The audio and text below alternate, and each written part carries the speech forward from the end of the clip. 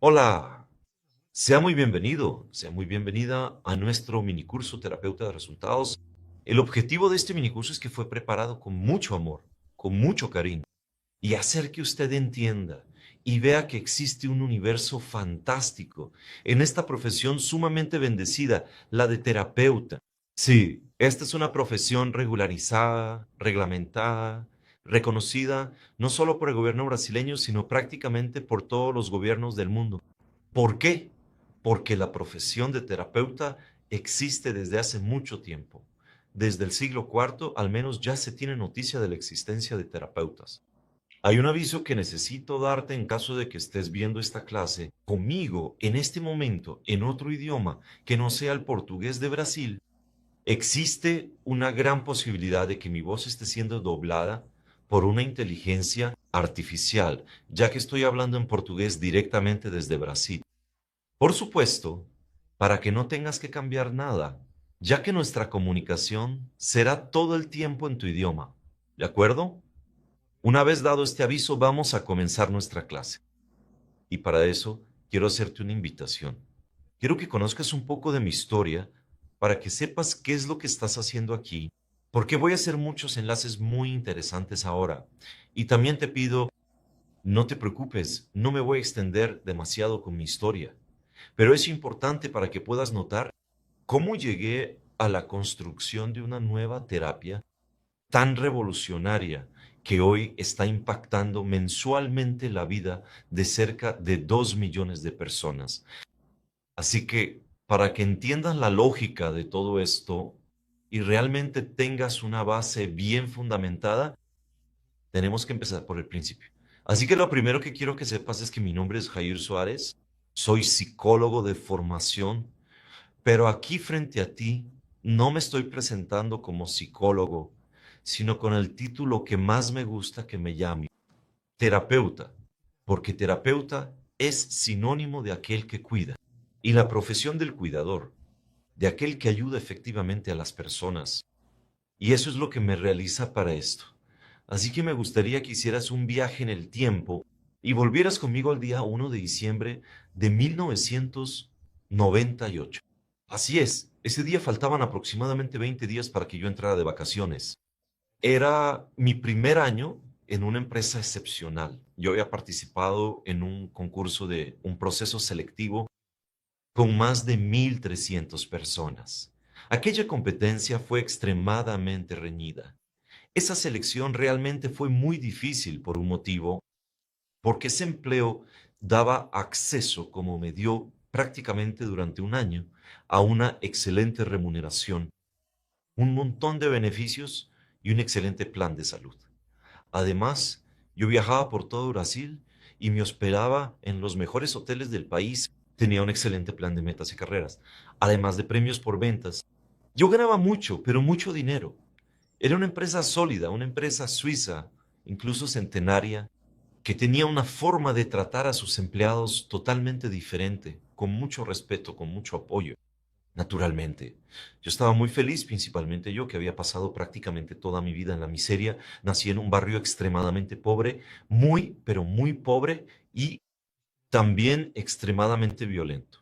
Para que te hagas una idea, se asesinaban cerca de 800 personas al año en el barrio donde nací. Yo, lamentablemente, presencié muchos asesinatos. Hubo un día incluso en que tuve que hacer un encargo, entregar un encargo que mi madre me pidió y tenía que atravesar una feria libre y era muy temprano en la mañana y como siempre había habido un tiroteo durante la noche y en medio del camino había un cuerpo.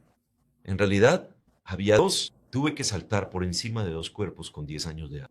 ¿Te imaginas que eso va dejando marcas en uno? En realidad, definitivamente no era una vida muy fácil. Y naturalmente no tenía mucha seguridad, mucha tranquilidad en el ambiente en que vivía. Pero esa es otra historia. Lo importante es que fui creciendo y aunque la miseria me acompañara, yo buscaba los pequeños momentos de felicidad. Pero era bastante difícil. Para que tengas una idea de la miseria en la que viví, con 13, 14 años de edad, solo tenía dos bermudas para vestir. Era una bermuda que estaba usando y otra que estaba haciendo lavada. Esa era mi vida. Solo para que tengas una idea de cómo era mi acceso, digamos así, a los recursos financieros de la vida. La vida sigue. Muchas cosas suceden. Crezco, me caso, me separo. Y aquel día en que te invité a viajar conmigo, el 1 de diciembre de 1998, hacía unos 15 días que me había separado. Es importante notar o decir que siempre fui una persona muy ansiosa, muy inquieta, tenía muchas cosas mal conmigo, conmigo mismo. ¿Por qué? Porque vengo de un origen, de un ambiente muy agitado, muy inseguro, muy violento, pero ese día fue diferente. Aunque muchas veces me despertaba con cierta angustia, incomodidad y una ansiedad, un nerviosismo, aquella mañana la meditación estaba en el nivel más alto de toda mi vida.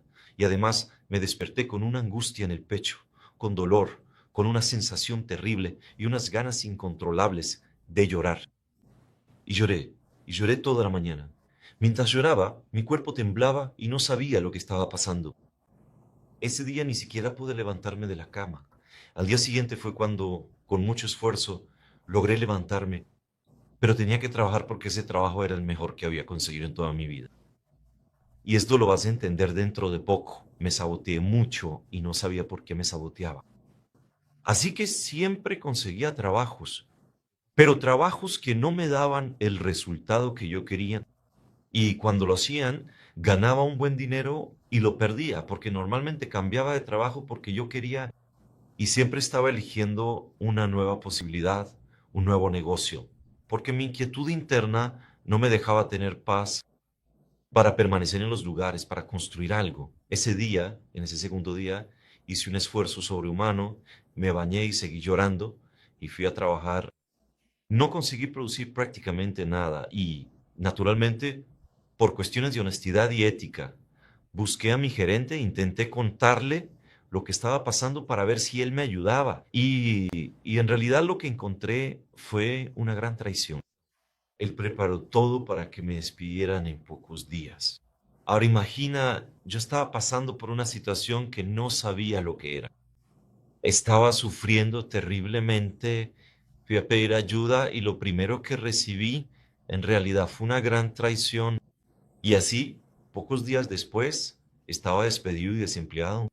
Pues bien, fui a buscar un psiquiatra porque algunas personas decían que eso podía ser algo llamado depresión. Bien, ok, fui al psiquiatra. Cuando llegué allí, él me hizo muchas preguntas. Lo curioso es que no usó ningún aparato, no me hizo ningún examen, no midió sangre, nada. Simplemente me escuchó mientras yo hablaba de lo que estaba pasando, lo que sentía, etcétera. Cuando terminó, se volvió hacia mí y dijo, tengo su diagnóstico. Me quedé bastante sorprendido. ¿Por qué? Porque la persona apenas me había visto. Yo solo había hablado de los problemas y basándose en eso, él me dijo que yo ya tenía ciertas cosas y entonces dijo que el diagnóstico estaba cerrado, es decir, que ya había descubierto cuál era mi problema. Me quedé expectante y le pregunté qué es lo que tengo. Entonces él dijo, usted tiene depresión y trastorno de ansiedad generalizada. Naturalmente, pregunté, ¿qué es eso? Y la respuesta fue, bueno, la depresión es una enfermedad y no tiene cura. El trastorno de ansiedad generalizada, conocido como TAG, tampoco tiene cura. ¿Te puedes imaginar cómo me sentí en ese momento? Busqué a un profesional para pedir ayuda. Él me dijo que tengo dos enfermedades. No me explicó nada, aunque le pregunté de dónde venía, qué lo había causado. No supo decirme nada. Dijo que era algo genético, ambiental, hereditario, en fin, no me dio ninguna seguridad de nada. Solo me dio esa sentencia que para mí fue como si me hubiera sentenciado a prisión, porque nunca más me libraría de ese sufrimiento. Iba a tener que tomar medicación por el resto de mi vida. Y en relación a los medicamentos, me recetó 4 fármacos muy fuertes y advirtió, vuelves dentro de 30 días para que podamos ajustar. Si los efectos secundarios no son muy fuertes, seguimos. Si lo son, podemos ajustar o cambiar la medicación. Le pregunté entonces, ¿quiere decir que en realidad va a ser un intento y error? Y él se mostró algo incómodo con mi observación, porque pagas una consulta carísima. Vas a un psiquiatra pensando que él te va a dar una solución, no te la da. Lo segundo que hace es recetarte medicamentos, medicamentos que son paliativos. Y lo más curioso es que no sabe si tendrán efecto en ti. Y cuando dije que eso era prueba y error, él realmente se molestó mucho conmigo. Al final, todavía dijo algo. Deberías buscar un psicólogo porque lo vas a necesitar. Era como si sintiera que el suelo desaparecía bajo mis pies. Me siento completamente perdido. ¿Quiere decir que ahora necesito dos profesionales para poder sobrevivir? Está bien, vamos allá. ¿Quién sabe si el psicólogo no podrá ayudarme? ¿No es así? El psicólogo cuida o debería cuidar de la psique humana. Agendé una cita con el psicólogo para la primera sesión. Confieso que no pude dejar de llorar y de hecho había agendado 2 sesiones seguidas porque mi desesperación era tan grande que yo quería la solución desesperadamente para aquello, porque estaba sufriendo demasiado. Bueno, en la primera solo pude llorar. En la segunda sesión logré hablar un poco de lo que estaba pasando. Él fue haciendo preguntas, yo también fui respondiendo, etcétera. Pero incluso con tanta gentileza, cuidado y empatía que realmente tuvo conmigo, e incluso fue muy delicado. Creo que gasté una caja entera de pañuelos. Debo haber acabado con stock de pañuelos que tenía y al final le pedí ayuda y pedí una manera de entender lo que estaba pasando para que al menos pudiera saber con qué estaba lidiando. Y lo que él dijo fue, mira yo no puedo decirte por qué tienes depresión o por qué tienes ansiedad. Vamos a empezar el trabajo y este tratamiento y espero que tú vayas mejorando poco a poco y que juntos logremos salir de este estado gradualmente, naturalmente. Yo le pregunté, ok, pero ¿tienes alguna expectativa de tiempo? ¿Cuánto tiempo voy a necesitar hacer este tratamiento, esta terapia para poder salir de esto? Su respuesta fue muy tranquila, creo que unos 3 años. Imagínate, estás con el dolor, no puedes ni siquiera levantarte de la cama, estás con angustia, con sufrimiento. El dolor parece como si tuvieras un puñal clavado en el pecho. Yo, el profesional que está ahí para ayudarte, él dijo, él dice prácticamente lo siguiente. Tal vez dentro de 3 años, despertando y yendo a dormir con ese dolor, con ese sufrimiento, tengas alguna mejoría. No hace falta decir que no continúe esas sesiones de terapia. ¿Ok? Vamos a cortar esa película. Pasé de 2 a 3 años en esa situación, tal vez unos 4 años, y en ese periodo no lo logré. No tomé medicación porque era muy fuerte, realmente me hacía mucho daño. Tenía náuseas, tenía todo tipo tenía dolor de cabeza, en fin, muy mal. Pero de alguna manera fui mejorando, fui soportando mejor aquello y entonces empecé a entender que eso debía tener alguna razón, porque yo no tenía eso, no había tenido eso hasta entonces, es cierto. Tenía ansiedad, pero no tenía depresión. Y recuerdo que hubo una etapa en la que pasé 4 meses en los que solo comí papilla porque no tenía dinero para nada más. Así que comía papilla con avena a la hora del almuerzo, papilla sola por la mañana y papilla con chocolate en polvo por la noche. Confieso que hasta me emociona un poco cuando me acuerdo de ese periodo porque realmente fue muy difícil, de mucho dolor, de mucho sufrimiento. Además de todo lo que yo estaba sintiendo, todavía estaba la escasez, la falta de alimentos. Realmente fue muy difícil. Bueno, a partir de ese momento decidí que tenía una meta en mi vida. Mi meta era entender lo que me estaba pasando y ayudarme a mí mismo. Y si fuera posible, ayudar a otras personas que estaban sufriendo con eso. Con bastante dificultad empecé a hacer un curso de hipnosis y me convertí en hipnoterapeuta y en un terapeuta especializado en hipnosis. Y rápidamente empecé a tener mucho éxito en mi consultorio. De hecho, pronto se llenó por completo. Y tenía clientes que venían de varias partes del mundo, incluso durante el periodo en que trabajé como hipnoterapeuta. Realmente tuve bastante éxito, pero había algunas cosas que me molestaban. La primera era que, además de necesitar varias sesiones de hipnosis para resolver un solo problema, con frecuencia los clientes volvían diciendo que algunos meses después habían tenido recaídas o que el problema había regresado. Eso Para mí era muy frustrante. La segunda cosa era que me sentía tan ciego como aquel psiquiatra, aquel psicólogo que me atendieron. No sabía casi nada sobre los mecanismos que causaban la ansiedad, la depresión, el pánico, etcétera. Todo esto que te estoy contando va a tener mucho sentido. Dentro de poco, todo encajará y lo vas a entender. Porque es tan importante que sepas de lo que te estoy hablando en este momento. Pues bien, lo que pasó es que decidí entrar a la Facultad de Psicología para ser psicólogo y estudiar más profundamente el psiquismo humano. Necesitaba entenderlo todo. Es necesario que prestes mucha atención a este relato. En la Facultad de Psicología tenía un profesor que era muy bueno, genial, inteligentísimo y tenía una clínica muy exitosa. Su consultorio estaba razonablemente lleno y también trabajaba allí como psicoanalista, además de psicólogo. Le hice una pregunta. Profesor, sé que soy una persona muy preparada, mucha gente, lo admiro bastante. Quisiera hacerle una pregunta. ¿Cuánto tiempo, más o menos, le toma curar definitivamente a una persona de ansiedad, miedo, pánico, depresión, etcétera? Entonces él me miró, sacudió la cabeza con un leve gesto de desaprobación y me dijo lo siguiente. Para empezar, tu pregunta está equivocada de base. ¿Cómo así?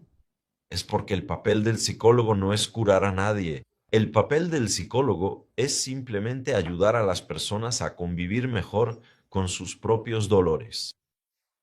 Confieso que cuando escuché eso pensé qué absurdo. Quiere decir que estoy aquí haciendo la carrera durante 5 años solo para ayudar a las personas a tener un comportamiento paliativo, solo para ayudar a mejorar un poco el dolor que tiene o soportar el dolor que tiene. O mejor dicho, ni siquiera era eso.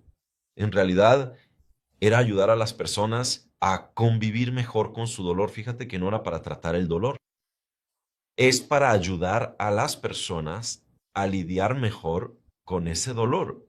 Y entonces él me respondió, muy seguro de sí mismo. Definitivamente, el papel del psicólogo no es el de curar. Nosotros no hablamos de cura en terapia. Ya me había sentido perdido antes cuando me diagnosticaron con TAC, con depresión. Y ahí me sentí así por segunda vez. Tenía una carrera universitaria en la que estudiaba 6, 8 materias. Cada semestre serían 10 periodos. ¿5 años para qué? Para ayudar a la persona a lidiar con el dolor y no para resolverlo. Recuerdo incluso que hice una analogía y que con esa analogía lo dejé muy irritado. Pues bien, ¿cuál fue la analogía que le di? Le dije, entonces, quiere decir que es como si yo fuera al mecánico y entonces el mecánico me pregunta, ¿cuál es su problema? Diga el problema. Y yo, como cliente, como paciente, le digo, mire, es porque mi coche tiene un golpeteo insoportable y está todo el tiempo con ese golpeteo, creo que en la zona del motor o algo así. Estoy logrando tener paciencia con él, me preocupa que sea algo grave y entonces el mecánico me miraría después de un rato y diría, haz lo siguiente, usa estos protectores de ruido, estos auriculares, protectores de ruido, y vete. Dentro de una semana vuelves y me dices si te has acostumbrado mejor al ruido. O sea, él no va a ocuparse del ruido, no va a resolver el problema, me va a ayudar a convivir mejor con eso. Él realmente se molestó y dijo que yo estaba siendo sarcástico, irónico, que me estaba burlando de la psicología. Le dije, por eso en realidad hoy entiendo por qué hay tan pocos psicólogos. No sé si lo sabes, cerca del 80% de los psicólogos, ellos abandonan la profesión en los primeros 5 años de vida profesional. ¿Por qué? Porque no tienen clientes. Ahora, ¿cómo es posible que no tengan clientes si la cantidad de personas con depresión, ansiedad, angustia, miedo, pánico, traumas, etcétera, creencias limitantes, es gigantesca? No hay clientes. ¿Por qué? Porque el psicólogo termina frustrando a su paciente. Y sé que si me estás escuchando y eres psicólogo, sé que compartes esto. Sé que durante 5 años aprendiste, literalmente te hicieron un lavado de cerebro para aceptar que la psicología Es una ciencia sobre la cual incluso hay cuestionamientos acerca de si realmente es una ciencia, en fin. Pero no voy a entrar en eso. Pero como psicólogo, aprendes a hacer algo llamado terapia. Y esa terapia es solamente para ayudar a la persona a convivir. La persona que llega con dolor, llega desesperada, necesita ayuda, quiere resolver eso y no quiere aprender a lidiar con eso. Por eso es tan frustrante ser psicólogo de la manera en que se enseña en la mayoría de las universidades, porque efectivamente la persona no aprende un método para realmente ayudar bien a las personas. En ese momento, muchas cosas se volvieron claras para mí y tenía dos caminos: o abandonaba la universidad o la terminaba. Solo que yo estaba ya en el segundo semestre, pero seguí adelante, terminé y me prometí a mí mismo que no sería un profesional cualquiera. Iba a profundizar para entender de verdad por qué las personas tienen depresión, ansiedad, miedo, pánico. Quería entender la raíz de todo eso. No quería que eso me persiguiera por el resto de mi vida. Y tampoco quería que eso persiguiera a las personas, como lamentablemente sigue ocurriendo hasta hoy. Es decir, sigue ocurriendo hasta hoy para aquellas personas que no conocen nuestra metodología y no conocen esta profesión que te estoy presentando ahora. Porque en el momento en que te estoy dando esta clase aquí ahora, ya somos casi 70 terapeutas formados con esta metodología. Y es justamente en este momento donde comienza nuestra historia. Tal vez te hayas identificado con muchas cosas que dije, con algunos de mis sentimientos. Lo que necesito decirte es que a partir de ese momento terminé mi formación e invertí todo el dinero que fui recaudando con mi trabajo. Cientos de miles de dólares buscando cualquier curso o formación en cualquier parte del mundo, con cualquier profesional, siempre y cuando me explicara un poco de lo que sabía sobre el psiquismo humano y me permitiera profundizar en eso después de toda esa trayectoria. Lo que quiero decirte es la síntesis de todo lo que he aprendido. Y nuestra primera clase en realidad te va a mostrar a partir de ahora lo que nunca has entendido hasta ahora sobre tu psiquismo, tu comportamiento.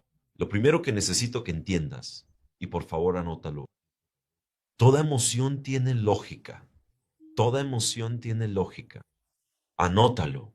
Esto es muy importante porque esto va a cambiar tu vida. Y el papel de este minicurso es principalmente empezar a cambiar tu vida para que entiendas que puedes ayudar a las personas a cambiar sus propias vidas. Y después, si quieres convertirte en un terapeuta, una terapeuta profesional y tener acceso a esta profesión fantástica, pues bien, lo primero, toda emoción tiene lógica. ¿Sabes esa frase que dice que el corazón tiene razones que la propia razón desconoce? Olvídalo.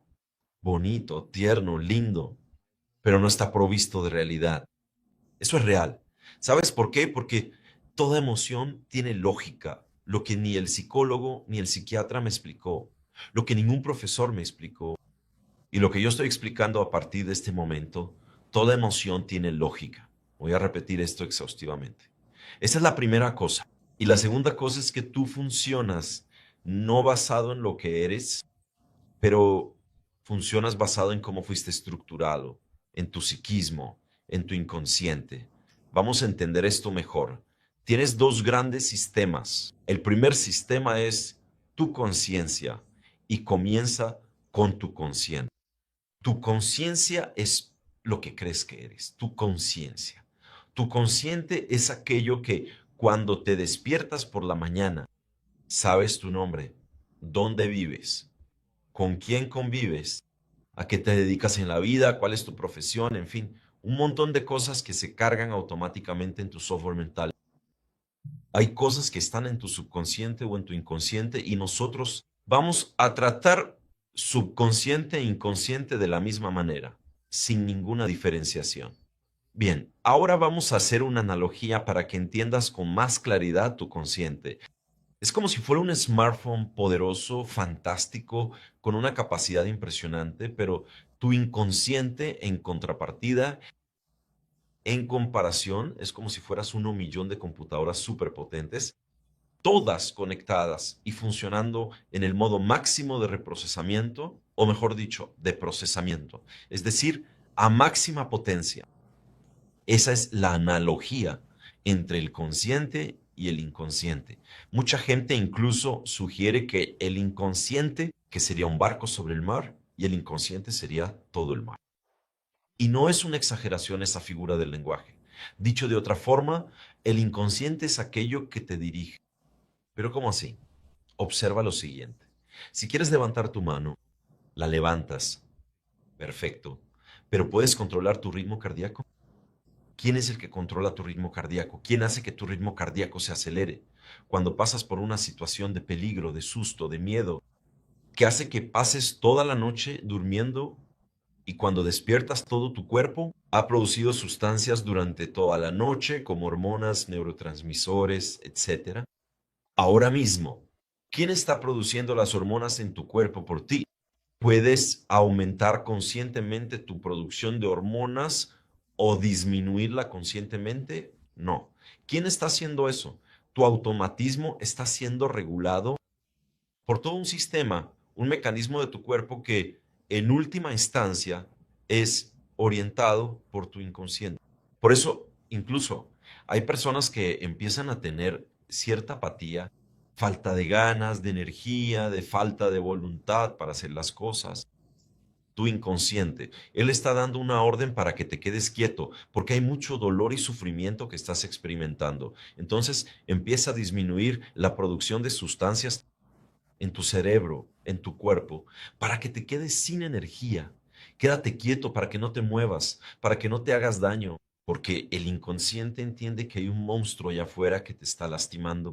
El inconsciente fue creado, o mejor dicho, este concepto fue originalmente definido por una persona llamada Pierre Janet, o Pierre Janet, que vivió aproximadamente en el siglo XVIII, solo que al final de ese siglo él empezó a hablar de esto. Incluso empezó a publicar algunas cosas. Pero al final de ese siglo, al inicio del otro, del XIX, del siglo XIX, hay una persona de la que ya has oído hablar que tomó este concepto, lo expandió y terminó quedando como si fuera el creador del inconsciente, del concepto del inconsciente, que fue Freud. En realidad, Freud se apropió de muchos conceptos que ya existían en la época, pero simplemente se los apropió y no hizo ningún esfuerzo por aclarar que no era él quien había creado esos conceptos, pero bueno, son actitudes de cada uno. Así que Freud fue considerado el creador del inconsciente, cuando en realidad quien creó el término inconsciente, el concepto, fue Pierre Janet, que era francés. Detalles históricos. Lo importante es que Freud empezó a divulgar teorías sobre el inconsciente y a partir de ahí este concepto se expandió. El conocimiento sobre el inconsciente se amplió. Y Freud creó, y habló bastante, creó algunas reglas, creó algunas observaciones, la mayoría de ellas fueron refutadas, pero hay muchas que prevalecen y siguen siendo válidas hasta hoy. Pero vamos a profundizar un poco más sobre esto, principalmente en nuestra formación, en la que tenemos una clase específicamente sobre Freud. Pues bien, una cosa que necesito que sepas y otra cosa para que notes es que ese inconsciente registra cerca del 400% de todo. Bueno, si no faltaste a esas clases de matemáticas, de estadística, vas a replicar y vas a decir, ay, espera un momento, 400% de todo eso no existe porque conceptualmente está mal. El máximo de algo es el 100%. Y mi respuesta para ti es, mira, eso realmente es una figura de lenguaje. El inconsciente registra el 400% de todo y ahora vas a entender por qué digo esto.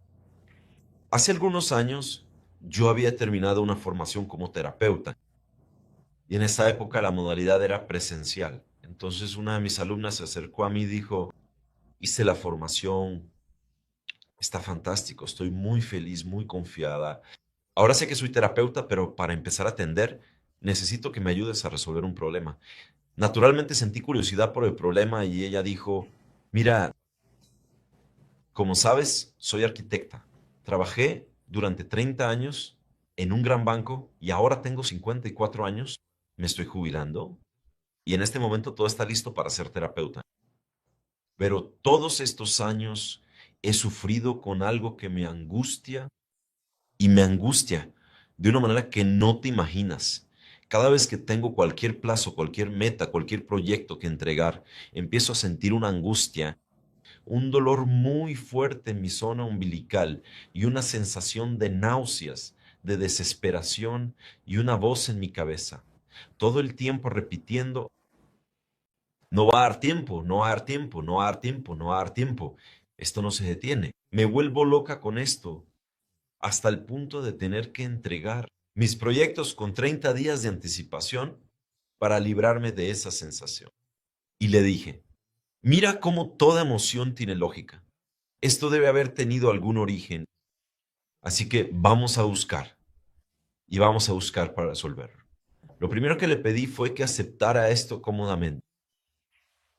Luego le pedí que cerrara los ojos, se relajara y comenzara a repetir sin parar esa frase. No va a dar tiempo, no va a dar tiempo, no va a dar tiempo, no va a dar tiempo. No pasaron ni 2 minutos desde que ella estaba haciendo eso, repitiendo sin parar. Fue como si hubiera entrado en un trance impresionante. Ella se encogió y quedó en posición fetal. Ahora imagina a una mujer de 1,80 m prácticamente en posición fetal.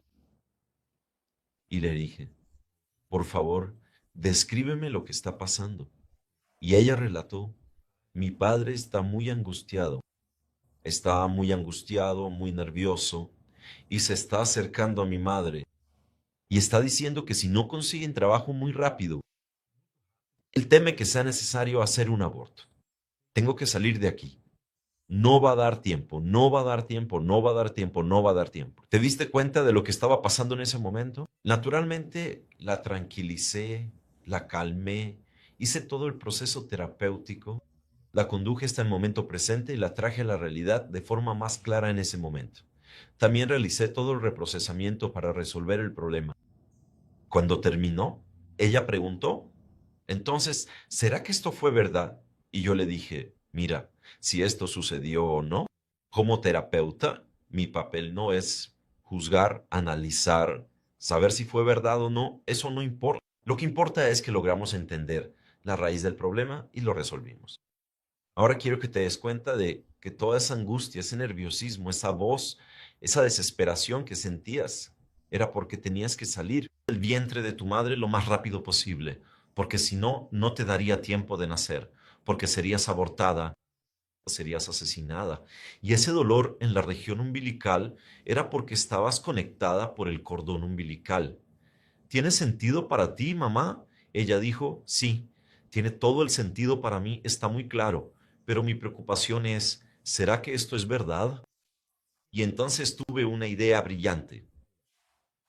A veces hacemos cosas muy tontas, ¿no es así? Pues bien, eso fue lo que hice. Me acerqué a ella y le dije, mira, ¿por qué no le preguntas a tu madre? Aparentemente era una idea excelente. Solo hay un detalle. Su madrecita tenía 85 años de edad. Ella se acercó a su madre y le dijo, mamá, pasó esto, y describió toda la escena. La reacción de aquella señora fue aterradora. Empezó a temblar, se puso nerviosa, cayó en el sofá pálida, comenzó a sudar frío y dijo, hija mía, ¿cómo sabes eso? Mira, por el amor de Dios, por favor, perdona a tu padre. Él dijo eso en un momento de mucha desesperación, pero en ese mismo instante se arrepintió y no quiere tu mal, no. Y entonces ella sonrió y dijo, no, está todo bien. Mi padre siempre fue muy amoroso conmigo. No te preocupes, no tengo ningún trauma, no tengo nada malo por eso. Solo quiero saber si realmente fue verdad. Y ella dijo, fue mi hija. Pero ¿cómo lo sabes? Porque nunca hablamos de eso con nadie. Y mi cliente respondió, mamá, lo sé porque yo vine. Pero como si no fuera suficiente, esta alumna mía hizo una segunda pregunta. A su madre, mamá, ese día usted llevaba un vestido amarillo con flores naranjas. Su madre la miró y le dijo, sí, hija mía, yo estaba usando eso. No podía olvidarlo, porque éramos muy pobres. Así que no tenía otro vestido que me quedara. No tenía dinero para comprar otro vestido. Así que hasta los 4 meses de embarazo usaba ese vestido todos los días. Eso no está registrado porque no tenemos ninguna fotografía de esa época, porque en aquel entonces, para tomar una fotografía, tenías que tener una cámara, tenías que tener película, tomar la foto, revelar la película, esperar a que llegara y nosotros no teníamos dinero ni para comer bien. Imagínate tener dinero para comprar una cámara fotográfica, para comprar película.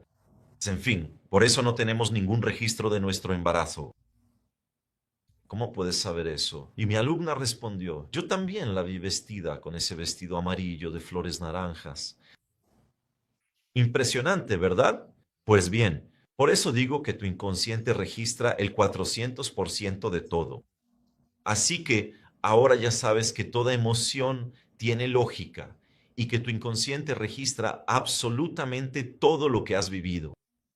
Entonces, antiguamente, en el pasado, cuando yo utilizaba la hipnosis para algo, muchas veces las personas pasaban por un proceso de regresión y ellas se acordaban de olores, de detalles, de colores, de matrículas de autos que habían visto hace 20, 30, 40 años.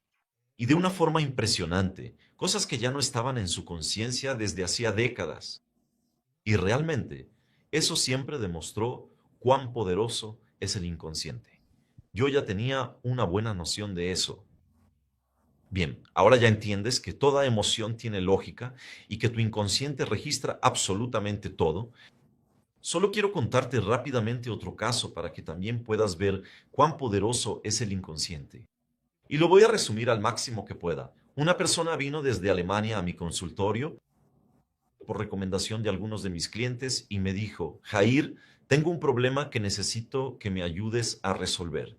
Le pedí que me explicara y me dijo lo siguiente, mira, hace unos 35 años yo estaba comprometida y me iba a casar. Y entonces, de la nada, de un momento a otro, mi prometido terminó el compromiso. Me desesperé.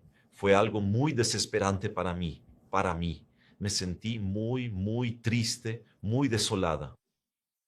Y entonces, después de algunos días, unas amigas mías intentaron sacarme de casa porque yo estaba todo el tiempo recluida y me llevaron a una fiesta. Y en esa fiesta prácticamente bebí de todo. Realmente me embriagué bastante.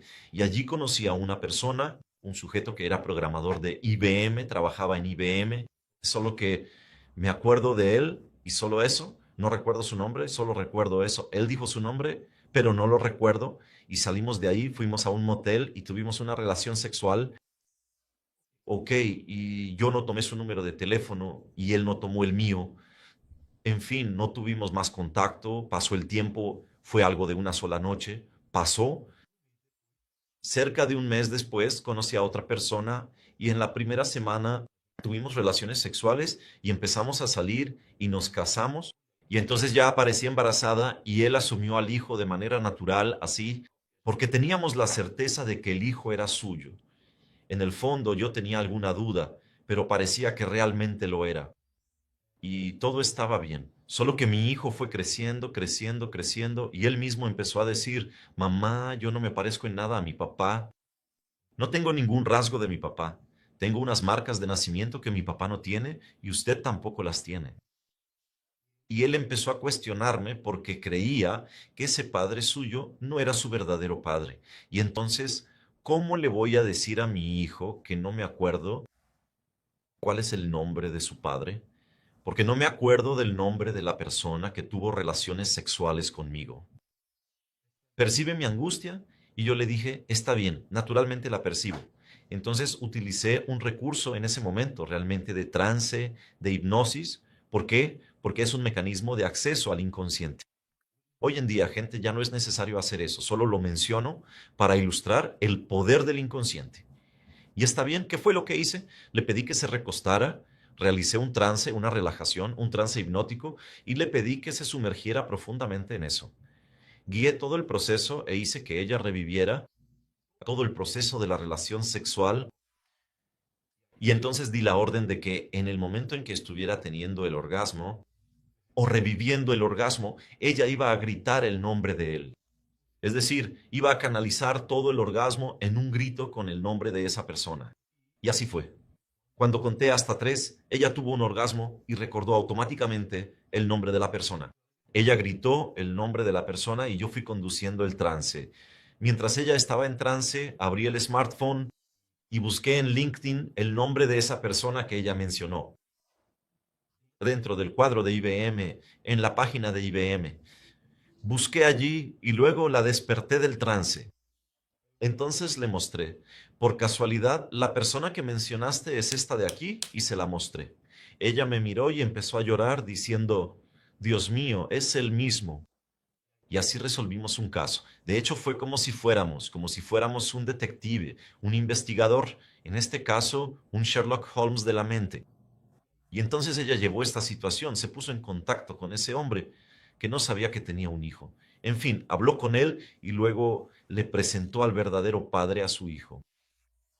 Esto es solo para ilustrarte, para que tengas una idea. Es una ilustración que te estoy dando sobre cómo funciona el consciente y cuán poderoso es. Bien, pero ahora vamos a pasar a otras reglas del inconsciente. Lo que necesitas saber ahora es que tu inconsciente es atemporal. ¿Qué significa eso? Significa que no tiene tiempo. No existe tiempo para tu inconsciente, no existe una línea temporal. Si algo sucedió hace 10, 15, 20, 30, 40, 50 años, no importa. Tu inconsciente lo registró y para él eso permanece ahora presente, real, como si acabara de suceder y no hubiera sucedido en el pasado, porque para el inconsciente no hay tiempo, no hay pasado, no hay futuro, solo hay presente. Muchas veces empiezas a angustiarte por algo del futuro que ni siquiera ha ocurrido, pero al ser inconsciente, eso es verdadero. ¿Por qué? Porque solo tiene presente. Así que tu inconsciente es atemporal. Recuerda bien esto para que entiendas lo que significa que el inconsciente sea atemporal. Te voy a contar una situación que ocurrió con el padre de una colega de profesión. Ella me dijo lo siguiente. Cuando su padre, que hoy tiene 85 años, tenía 5 años, es decir, hace 80 años, la madre de ese niño, la madre de su padre, lo tomó de la mano, puso una canasta, un cesto de verduras en la cabeza y salió de una ciudad a otra de madrugada en el interior del estado, que es una región muy pobre. Entonces, esa madre decidió ir por un camino más desierto. Sin embargo, era un camino más rápido, así que salió de madrugada y pasó toda la noche caminando con aquel niño que en ese entonces tenía 5 años, tomado de la mano y con el cesto en la cabeza, para vender verduras en otra ciudad. Esa señora no tenía marido, ese niño no tenía padre, y era solamente ella quien proveía el alimento y el sustento de ese niño. Ella hizo eso, tomó la mano del niño y salió caminando. Solo hubo una cosa con la que no contaba de madrugada. En medio del monte, todo oscuro, en una región desierta o semidesierta, esa madre sufre un infarto fulminante.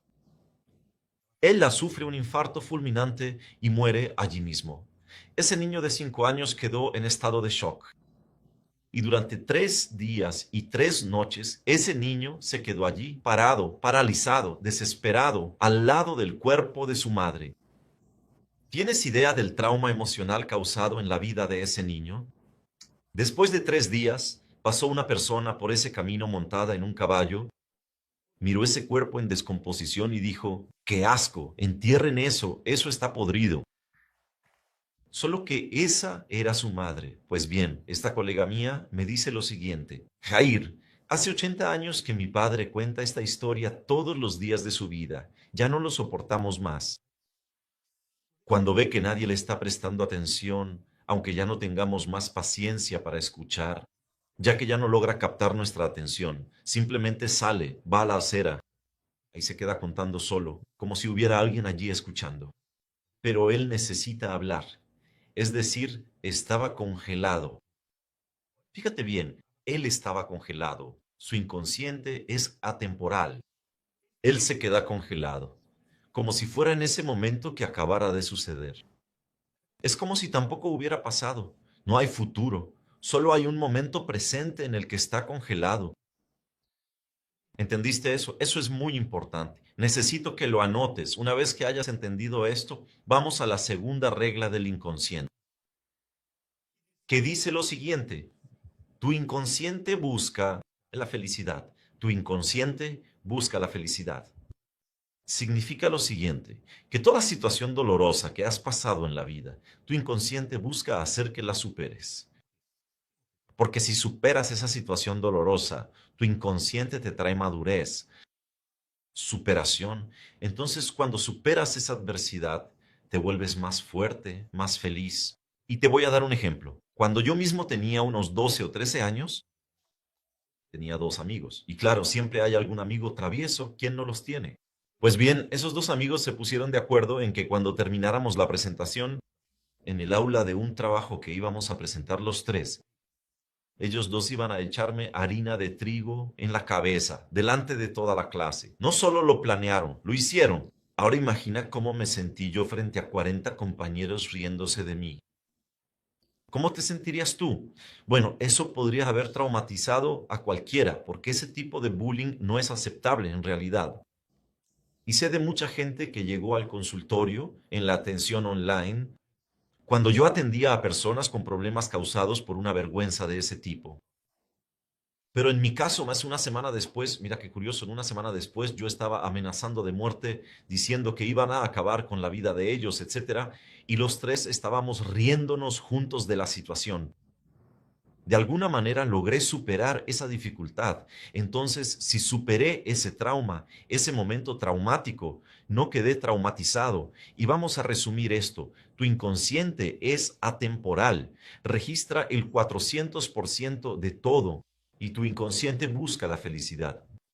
Pero cuando no logras superar una situación dolorosa como esa, por ejemplo, o vergonzosa o traumática, tu inconsciente entra en la cuarta regla, en la compulsión a la repetición, es decir, en un bucle. ¿Y sabes lo que eso significa? Si estás en la escuela o en la universidad y no aprendes determinada materia, ¿qué va a pasar? Vas a tener que repetir y estudiar todo de nuevo para poder aprender, ¿verdad? Eso es una ley de la vida, es una ley de la vida. Estás aprendiendo una habilidad nueva, intentas hacer eso. Si no lo logras, tienes que repetir, repetir, repetir hasta que consigas aprenderlo y hacerlo bien, ¿no es cierto? Esa también es una regla de tu inconsciente. El inconsciente entra en compulsión a la repetición en aquello que no logra resolver, que no logra superar. Eso explica las relaciones tóxicas. Por ejemplo, el famoso dedo podrido, es decir, las personas que solo eligen relaciones tóxicas repetidamente. Observa todo aquello que no logras resolver. Tu inconsciente entra en la compulsión a la repetición, lo que significa que tu inconsciente hará que empieces a atraer hacia ti situaciones dolorosas, idénticas a aquella que no superaste. Exactamente. Imagina lo siguiente, una niña que crece viendo a su padre alcoholizado volverse agresivo y golpear a su madre. ¿Puedes ayudarme? Lo dejé terminar. Él dijo, mira, tengo una sensación de ahogo, de algo atascado aquí en la garganta y todos estos exámenes. Y mostró los exámenes allí. Muchos de los exámenes que te estoy trayendo muestran que no hay nada en mi garganta. No hay nada. Me hice una endoscopía, tomografía, resonancia y todo, y no hay nada. Pero hace 3 meses que no puedo comer y hasta beber agua es incómodo. Ya he perdido 10 kilos y estoy desesperado. Es una sensación de angustia, de asfixia. Sé que hay algo aquí, pero ningún examen lo muestra. Lo miré y le dije, está bien, hace 3 meses que esto sucedió. Y él dijo así. Entonces le respondí, déjame preguntarte lo siguiente.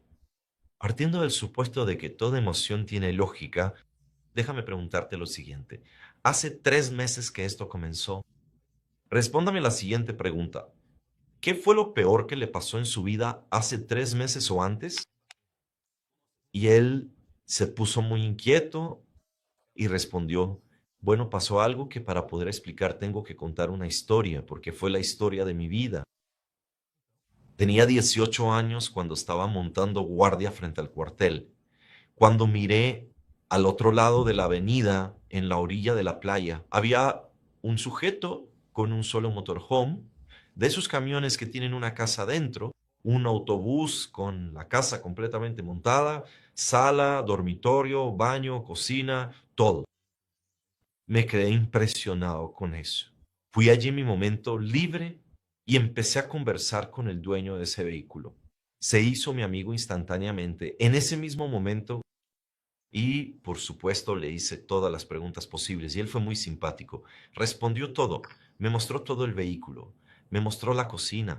Me mostró la sala. Me mostró el dormitorio. Me mostró la ducha y dijo una frase que impactaría toda mi vida. Soy extremadamente libre. Vaya, eso cambió mi vida para siempre porque él viajaba por todo el mundo en ese autobús, en ese motorhome. Incluso él estaba yendo hacia el Chuy, en Argentina. En ese momento descubrí lo que quería hacer con mi vida y me prometí a mí mismo que iba a trabajar toda mi vida y cuando terminara iba a tomar todo el dinero de mi jubilación, tener mi propio motorhome y viajar por todo el mundo. Como hacía aquel hombre, yo sería extremadamente libre. Eso era lo que quería hacer con mi vida. Y confieso que lo primero que me vino a la cabeza fue, vaya, qué cosa tan arriesgada es que una persona pase toda la vida esperando para algún día ser feliz. Interesante, pero está bien. Seguí callado y lo dejé terminar la historia. Bueno, me jubilé. Ya tenía mi vehículo, me hice amigo de todos los motoromeros de Brasil y mi primer viaje sería justamente a Ushuaia, en Argentina. Y esos amigos que hice a lo largo de la vida, incluso esa persona estaba allí esperándome. Imagina mi felicidad, mi emoción. Organizamos todo. Todos estarían allí esperándome. Así que sería el momento más fantástico de mi vida. Y principalmente porque ya empezaría con ese viaje maravilloso que deseé toda mi vida. Pero justo en el momento en que subí al autobús, giré la llave para irme. Mis hermanas empezaron a gritar desesperadas, saliendo y entrando de la casa hacia mí, diciendo que nuestro padre estaba teniendo un ataque cardíaco. Naturalmente corrí, lo auxilié, lo llevé al médico, al hospital, y cuando llegué al médico y él le hizo todos los exámenes, el médico me dijo que mi padre podría morir en 20 minutos, 2 horas, 2 semanas, 2 años o 20 años. O sea, no existía un diagnóstico preciso que determinara cuál era el problema y que él podía morir en cualquier momento. Al escuchar eso, la primera pregunta que hice fue, espera, ¿entonces tu padre puede morir en cualquier momento? ¿No puedes irte? ¿Viajar? Obvio, porque si te vas tu padre puede morir. No vas a estar presente en el momento de su muerte. De hecho, él tragó saliva con dificultad y dijo, sí, y los ojos se le llenaron de lágrimas. Le dije, amigo mío, eso lo explica todo. Eso es demasiado difícil de tragar. Está atascado ahí en tu garganta, ¿verdad? Porque no puedes digerir esta situación. Él dijo, es verdad, es exactamente eso. ¿Te das cuenta? Tu inconsciente registra todo lo que es doloroso, lo que no puedes superar, creando registros, incluso en tu cuerpo físico. Por eso, mucha gente como esta tiene una serie de problemas emocionales y también físicos. Entonces, fíjate, en el caso de esta persona, tenemos dos inconscientes actuando. El primero es que su padre, cuando vio que su único hijo varón se iba a ir, iba a viajar por todo el mundo, ya no iba a quedarse en casa con él cuidándolo. Ese padre inconscientemente tuvo un problema, pero un problema que podría no ser nada, un problema que podría durar 20 años o un problema por el que podría morir en poco tiempo. Pero eso generaba un miedo muy grande y prácticamente impedía que su hijo se fuera. ¿Te das cuenta? ¿Te das cuenta que no estoy diciendo que el padre lo hizo a propósito? Por supuesto, obviamente que no. Pero inconscientemente el miedo a perderlo fue tan grande que inconscientemente él creó esa arritmia, ese problema cardíaco en el que el médico no pudo dar un diagnóstico porque no había un diagnóstico claro, porque era causado por el miedo de la mente, del inconsciente. Y el segundo, el inconsciente actuando fue inconsciente de su parte. Mi cliente decía que no conseguía digerir esa situación de ninguna manera. Eso se quedó atascado, atragantado, porque fue toda su vida esperando por ese momento. Y en ese momento, él no podía seguir adelante. ¿Te das cuenta? Entonces, ¿cómo lo resume él? Todo lo que has entendido hasta aquí, porque nuestra clase se está volviendo bastante larga. No quiero que se extienda demasiado.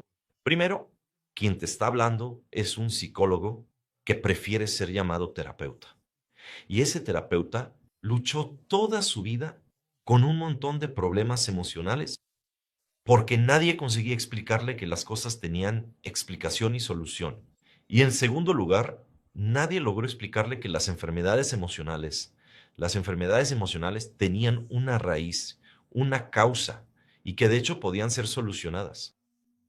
Eso es precisamente lo que vas a entender a partir de las próximas clases, que, por ejemplo, la depresión, exceso de presión, pero te lo explicaré más adelante. La depresión es exceso de presión, así que la depresión tiene solución. Tanto es así que hoy estoy curado de la depresión. Trastorno de ansiedad generalizada. Vas a entender que son registros de miedos no superados a lo largo de la vida, pero realmente hablaré más adelante sobre esto. Vas a entender cómo funciona tu psiquismo, tu cuerpo, cuál es la lógica de tu inconsciente, incluso por qué tú mismo te saboteas, cuál es la razón de eso. ¿Sabes esa sensación que tienes de que no logras encargarte de las cosas? Eso tiene una causa. Eso es un registro. Así que ahora ya entiendes que tu inconsciente es atemporal, sin conciencia. Registra el 400% de todo. La lógica de tu inconsciente es que busca tu felicidad. Y cuando no logra resolverlo, entra en una compulsión a la repetición. Y para finalizar, quiero que entiendas una cosa. Muchas veces no logras hacer que tu vida funcione. Muchas veces miras tu vida y solo ves sufrimiento, dolor y frustración. ¿Cuántas veces te miras a ti mismo y dices, es como si yo fuera un desafortunado? No consigo hacer las cosas, procrastino, me saboteo, practico el autosabotaje. Y como decía el apóstol Pablo, el mal que no quiero, ese hago, pero el bien que quiero, ese no hago. ¿Cómo es eso? ¿Cómo es que no consigo hacer aquello que quiero, que es lo mejor para mí? ¿Por qué saboteo mi dieta? ¿Por qué perjudico mis relaciones? ¿Por qué siempre busco relaciones tóxicas? ¿Por qué no consigo prosperar en la vida? Hace algún tiempo viví una situación que puede ayudarte a entender todo lo que he dicho hasta ahora y a explicar mucho más. Puede explicar incluso por qué sufres de autosabotaje, porque procrastinas las cosas, porque ves a las personas a tu alrededor creciendo y tú no logras crecer. Bueno, porque sabes que tienes las mismas oportunidades o condiciones o posibilidades, pero no te funciona. Es un autosabotaje inconsciente y una forma de actuar que termina impidiéndote hacer lo que realmente quieres. No tienes la disciplina que necesitas, sabes que quieres ese objetivo, ese resultado, pero tu autodisciplina se va por la borda. Todo el mundo conoce la famosa historia. El lunes empiezo, en realidad el próximo lunes empiezo la dieta. El próximo lunes cambio mi hábito. El próximo lunes dejo de tomar refrescos. El próximo lunes empiezo a hacer ejercicio. El próximo lunes voy a empezar a estudiar el próximo mes. El próximo año. Ahora dime, si realmente quieres ese resultado que tanto deseas, porque a la hora de hacerlo no pagas el precio que tienes que pagar. Es simple, todo es muy simple. Tu software mental recibió una programación que está diciéndote que no eres merecedor, que no puedes hacer eso, porque ese mensaje fue puesto muchas veces por personas que cuando eras niño o a lo largo de tu vida tenían mucha autoridad sobre ti y no logras tener un filtro para analizar eso. Por ejemplo, cuando eres niño, simplemente absorbes. Y una de las maneras en que absorbes las cosas, las introyectas dentro de ti y a partir de ahí comienzas a generar un software defectuoso, es decir, un software con un virus dentro que hace que termines saboteando. Y cuando recibes un trauma o un golpe emocional, el relato que quiero contarte fue algo que viví hace algunos años. Cerca de donde vivo hay un centro turístico y fui a visitarlo. Fui en autobús y al regresar subí al autobús y volví a casa. Cuando subí al autobús presencié una escena muy dolorosa. Una señora bastante grande, muy obesa, con una niña de unos 3 o 4 años de edad.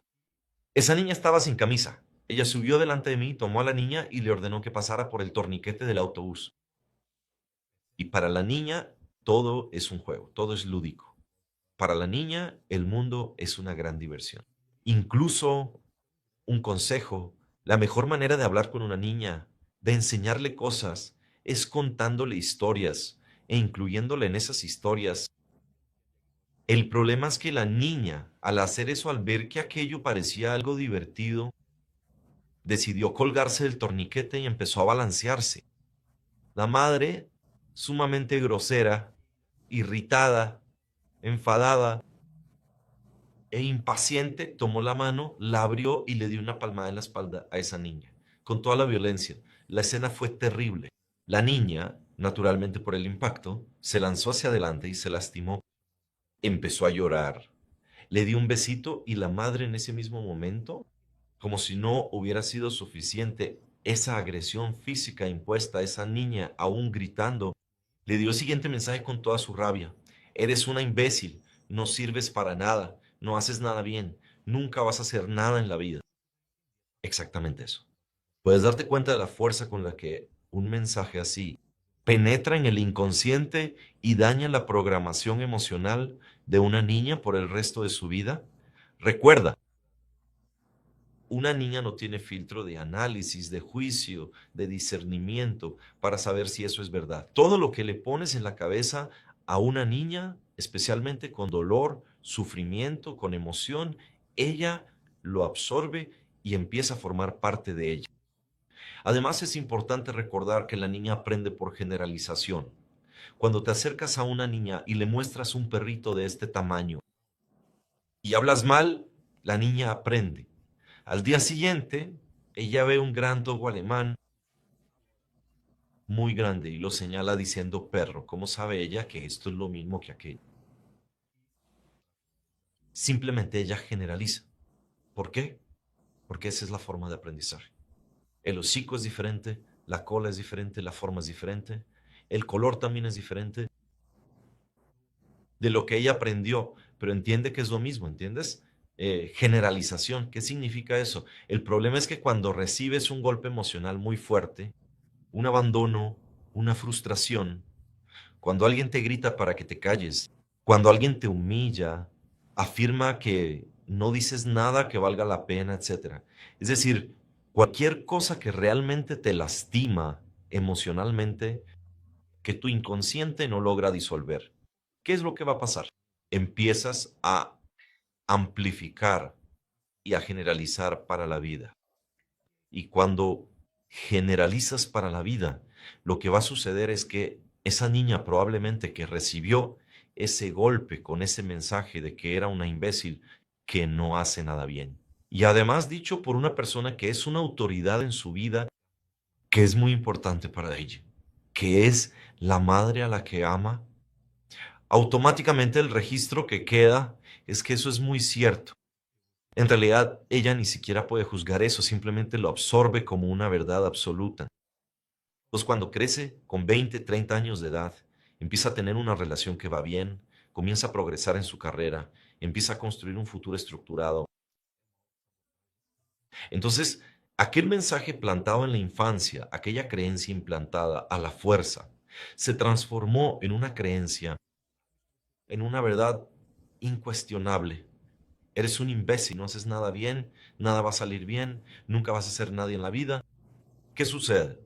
Inexplicablemente empieza a autosabotearse porque eso se generaliza a todas las áreas de su vida. Imagina que esta persona está a punto de empezar una dieta. Si es algo tan simple como una dieta, va a seguir esa dieta.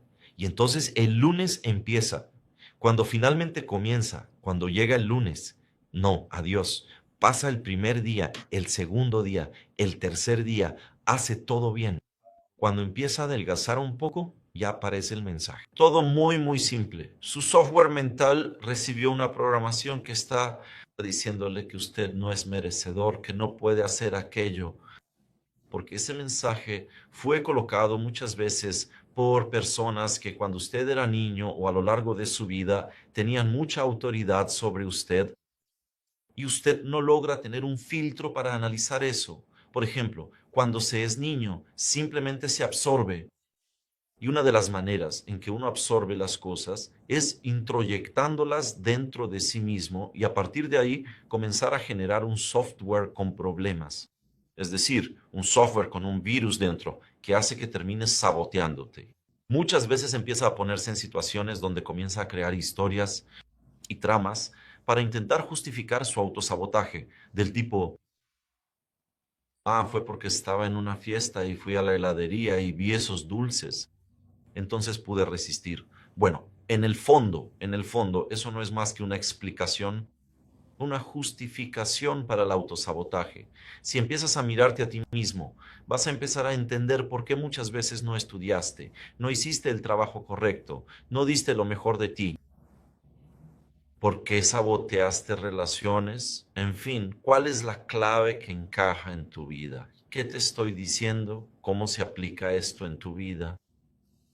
Piensa un poco. Espero que estés entendiendo cómo funciona tu psiquismo. Espero que muchas fichas estén cayendo. Espero que estés empezando a comprender que no eres una persona con mala suerte, que la vida no te está castigando. Es todo. En realidad es muy lógico. No eres rehén del sufrimiento, del dolor, de la ansiedad, de la depresión, del miedo, de la angustia y siente el mayor placer y alegría al hablar. Eso número. Todo tiene una razón de ser y si lo estás entendiendo te está gustando. Como expliqué, lo notarás en las próximas clases, es que tendrás una visión aún más amplia y comprenderás lo que necesitas hacer para resolver todo esto. Por lo tanto, ahora concluimos nuestra primera clase de nuestro minicurso. Resultados terapeuta y yo esperamos verte en la próxima clase. Para nuestra segunda clase, que será sumamente enriquecedora.